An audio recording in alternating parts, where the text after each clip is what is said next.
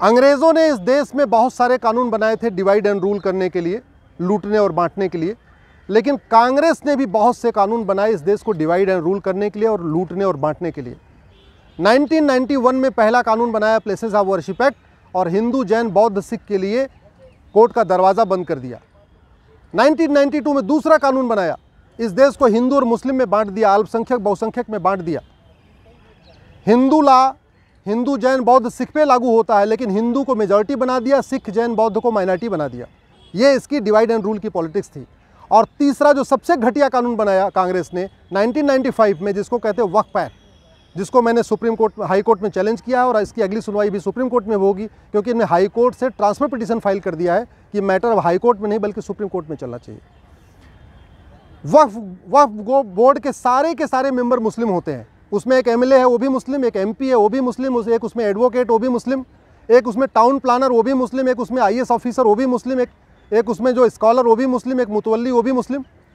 और उसके पास इतनी पावर दिया हुआ है कि किसी भी ज़मीन पे जाके कह दे ये ज़मीन वक्फ की है, तो आप उसके ऑर्डर के खिलाफ, उसके नोटिस के खिलाफ नियर बाई कोर्ट में भी नहीं जा सकते, आपको जाना पड़ेगा वक्फ ट्रिब्यूनल में।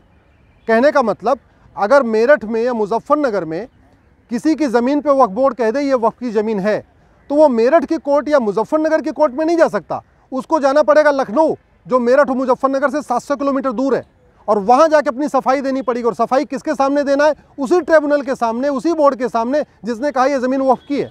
तो वक्फ बोर्ड चोर हो गया, वही वक्फ बोर्ड दरोगा बन गया, वही वक्फ बोर्ड जज बन गया, वही वकील बन चुका है। ऐसा कानून हिंदुओं के लिए नहीं है, ऐसा कानून जैन के लिए नहीं है, ऐसा कानून बौद्ध के लिए नहीं है, ऐसा कानून यहूदियों के लिए नहीं है, ऐसा कानून पारसियों के लिए नहीं, किसी के लिए नहीं। केवल और केवल एक कम्युनिटी के लिए कानून बनाया कांग्रेस की सरकार ने 1995 में, वो है मुस्लिम्स के लिए। और इस कानून में इतनी शक्तियां दे दिया है कि वक्फ बोर्ड को नोटिस इशू करने के पहले कोई जांच पड़ताल भी नहीं करना, उसको जहां मन चाहे वहां वो नोटिस इशू कर दे। इसके चक्कर में ये वक्फ बोर्ड वसूली कर रहा है, लोगों को धमकाता है कि हम इसको वक्फ की प्रॉपर्टी डिक्लेयर कर देंगे, लोगों से पैसा लेता है, गरीबों का धर्मांतरण करा रहा है।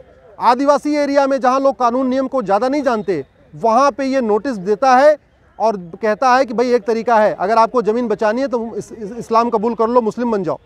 तो इस तरीके से छत्तीसगढ़ के एरिया में, महाराष्ट्र के एरिया में, या और भी जहाँ पे पिछड़े लोग रहते हैं, गरीब रहते हैं, जिनको नियम कानून ज़्यादा नहीं पता, वहाँ पे ये कन्वर्जन का कारण भी बन गया है। इसीलिए मैं कह रहा हूँ ये कानून ख़त्म होना चाहिए।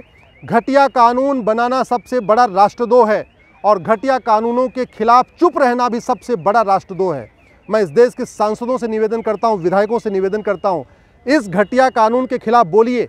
1991 के प्लेसेस ऑफ वर्शिप एक्ट के खिलाफ बोलिए, 1992 के माइनॉरिटी कमीशन एक्ट के खिलाफ बोलिए, और 1995 के वक्फ एक्ट के खिलाफ बोलिए। ये तीनों कानून कांग्रेस ने भारत में डिवाइड एंड रूल के लिए बनाया था, सत्ता के लिए बनाया था, मुस्लिम अपीजमेंट के लिए बनाया था। और जितनी दोषी कांग्रेस है इस कानून को बना के, उतने ही दोषी वो लोग हैं जो इस कानून पे मौन है। जो लोग इस कानून के खिलाफ चुप हैं, मैं उनको देशभक्त नहीं मानता। घटिया कानून बनाना देशद्रोह है, तो घटिया कानूनों पे चुप रहना भी देशद्रोह है। घटिया कानूनों के खिलाफ न बोलना भी देश से गद्दारी है। इसलिए मैं सबसे निवेदन करता हूँ, इन तीनों कानूनों के खिलाफ बोलिए। इस देश में संविधान है, जो कानून होना चाहिए वो सबके लिए होना चाहिए। अगर वक्फ एक्ट जैसा कानून सबके लिए होता तो बात समझ में आती थी, लेकिन केवल मुस्लिम्स के लिए ऐसा कानून, बाकी किसी को ऐसा कानून नहीं। क्या हिंदू इस देश में दूसरे दर्जे के नागरिक हैं? क्या जैन इस देश में सेकंड क्लास सिटीजन है? क्या बौद्ध इस देश के सेकंड क्लास सिटीजन है? क्या इस देश के जो पारसी हैं, यहूदी हैं, वो सेकंड क्लास सिटीजन है?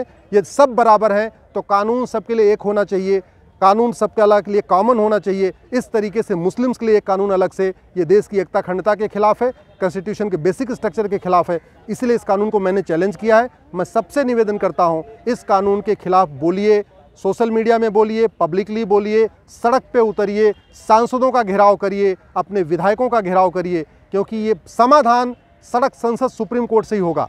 आप अगर सांसद नहीं हैं, सुप्रीम कोर्ट नहीं आ सकते हैं, तो कम से कम सड़क पे उतरिए, इस कानून, इन तीनों कानूनों के खिलाफ बोलिए। 1991 का प्लेसेस ऑफ वर्शिप एक्ट, 1992 का माइनॉरिटी कमीशन एक्ट और 1995 का वक्फ एक्ट, इन तीनों कानूनों को ख़त्म करने के खिलाफ आवाज़ उठाइए। जय हिंद, जय भारत।